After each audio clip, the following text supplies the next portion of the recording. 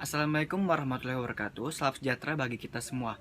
Perkenalkan, nama saya Devin Zarkadi. Saya adalah perwakilan dari kelompok yang beranggotakan Alvin Aji Prasetyo, Tuanku Rafida Mariuda, dan Raisan Agus Ransyah.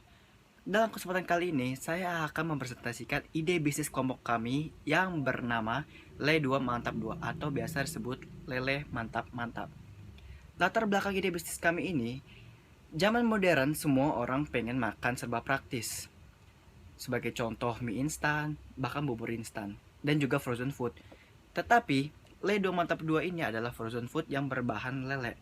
Karena frozen food yang di pasaran kita saat ini ialah kalau tidak nugget, yang berbahan dasar kepiting, ataupun sosis, ataupun kentang. Maka itu, dari kita menemukan frozen food yang berbahan dasar lele. Lalu alasan kuat kenapa kami memilih lele mantap-mantap ialah karena jarang adanya frozen food berbahan lele. Lalu bisnis model kami akan menaruh produk kami di supermarket ataupun secara online. Lalu apa yang membuat nilai tambah lele mantap-mantap ini? Sama seperti poin yang kedua, yaitu alasan kuat, yaitu lele mantap-mantap bukan hanya sekedar frozen food yang hanya digoreng lalu dinikmatin. Tidak, kami benar-benar berbeda dari pecel lele. Lele mantap-mantap ini memiliki rasa yang varian dan jenis olahan yang bervarian juga. Sebagai contoh, lele yang presto, lele yang file, ataupun lele yang ada tulangnya. Lalu aspek teknis. Penentuan lokasi kita berada di pusat kota. Bisnis ini termasuk bisnis industri kecil atau home industry, yang mana tidak memerlukan ruangan yang begitu luas dan begitu besar. Lalu tata letak yang kita gunakan se-efektif dan se-efisien mungkin. Mungkin antara tempat pembersihan ikan lele, proses produksi, dan proses pengemasan di tempat secara berurut sesuai prosesnya. Lalu pemilihan teknologi.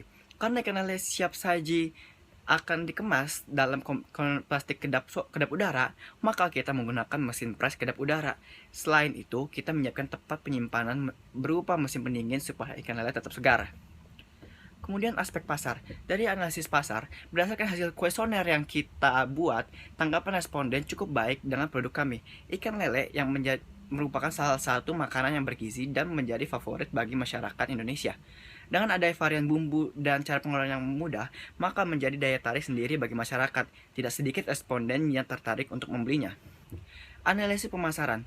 Berdasarkan kuesioner yang kita buat terkait minat masyarakat belanja online atau offline, sebagian masyarakat memilih online.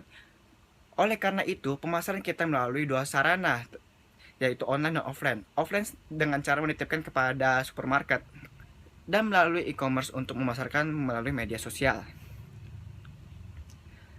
Lalu segmentasi pasar. Kita mengarah kepada masyarakat perkotaan yang memiliki mobilitas yang cepat dan harus efisien, membuat mereka lebih selektif dalam memilih makanan. Tidak hanya yang enak dan bergizi, tetapi juga yang penyajiannya cepat, sesuai dengan konsep bisnis yang kita buat, yaitu lele siap saji atau lele frozen food varian rasa yang tentunya memiliki kelebihan penyajian yang cepat. Target pemasaran. Berdasarkan kriteria pada survei yang kita buat dengan responden yang juga beragam, semua golongan baik muda maupun tua, baik mahasiswa, pekerja atau ibu rumah tangga, dikarenakan produk kita sangat mudah untuk diolah.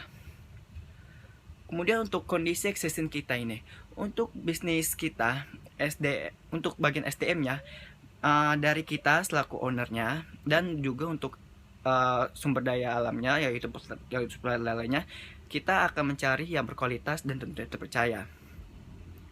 Lalu untuk kebutuhan perusahaan, untuk kebutuhan ide bisnis kami ini, kami tentu membutuhkan modal, SDM, dan tentunya supplier yang berkualitas dan terpercaya.